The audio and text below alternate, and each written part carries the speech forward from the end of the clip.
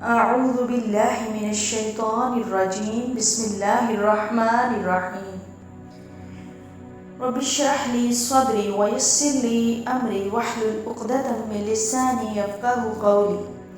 میری پیاری بہنوں اور بھائیوں، السلام علیکم ورحمۃ اللہ وبرکاتہ۔ ارشاد باری تعالیٰ ہے، الف لام میم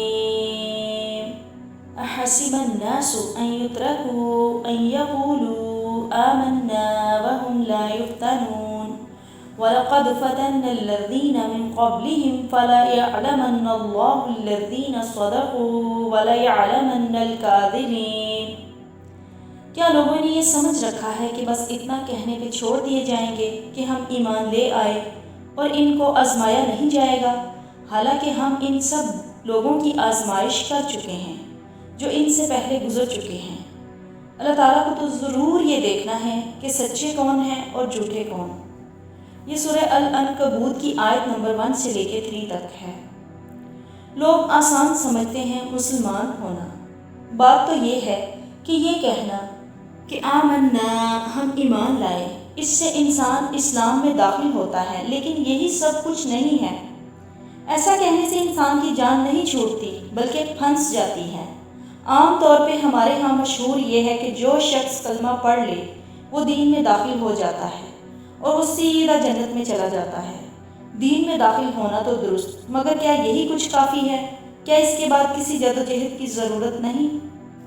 ایک مثال، اس بات کی وضاحت کے لیے ایک مثال پیش خدمت ہے کہ ایک شخص نکاح کرتا ہے، ایجاب کو قبول کر لیتا ہے، تو کیا اس نکاح کے بعد قصہ ختم ہو گیا؟ نہیں، ہرگز نہیں۔ یہ تو ابتدائی عشق ہے، اب تو پھنس گئے۔ اب تو بے شمار ذمہ داریوں کا سلسلہ شروع ہو گیا، بیوی کا نان و نفقہ، بچوں کی تربیت، رشتہ داروں سے صلہ رحمی اور ان سب کے ساتھ ربط میں ایک خاص توازن وغیرہ۔ اس لیے نکاح اور ایجاب قبول سے معاملہ ختم نہیں ہوتا۔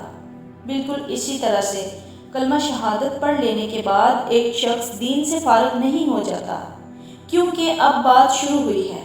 جب آپ نے کہہ دیا اشہد ان لا الہ الا اللہ واشہد ان محمدا عبدہ ورسولہ، تو اب اللہ تعالیٰ کے احکام شروع ہو گئے۔ جیسے ایک طالب علم یونیورسٹی میں داخلہ لے لے تو ٹیکسٹ بک خریدنی پڑے گی، کلاس روم میں بیٹھنا پڑے گا، روزانہ کلاسوں کی تیاری کرنی پڑے گی اور پھر امتحان بھی ہوگا، اور یہی ارشاد باری ہے، ہم آزمایا کرتے ہیں، ہم نے تم سے پہلے لوگوں کو بھی آزمایا۔ حدیث شریف میں ہے، سیدنا خباب بن ارت رضی اللہ تعالیٰ نبی اکرم صلی اللہ علیہ وآلہ وسلم کی خدمت میں حاضر ہوئے۔ آپ صلی اللہ علیہ وآلہ وسلم کعبے کی دیوار کے ساتھ سہارا لگا کر بیٹھے ہوئے تھے۔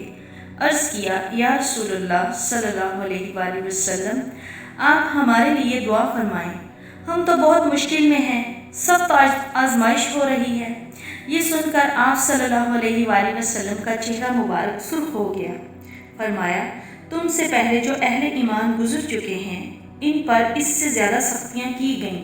ان میں سے کسی کو زمین میں گڑھا کھود کر گاڑ دیا جاتا اور کسی کے سر پر آرا چلا کر اس کے 2 ٹکڑے کیے گئے، کسی کے جوڑوں اور کولہوں پر لوہے کے کنگے کسے گئے تاکہ وہ ایمان سے باز آ جائیں۔ خدا کی قسم، یہ کام پورا ہو کر رہے گا، یہاں تک کہ ایک شخص سناحضر موت تک بلا کھٹکے سفر کرے گا اور اللہ کے سوا کوئی نہ ہوگا جس کا وہ خوف کرے۔ اہل ایمان کی اس طرح کی آزمائش کے بعد ہی نصرت کا فیصلہ ہوتا ہے، کیونکہ جب اللہ تعالیٰ کی نصرت آتی ہے تو پھر وہ سارے معاملات اپنے ہاتھ میں لے لیا کرتا ہے۔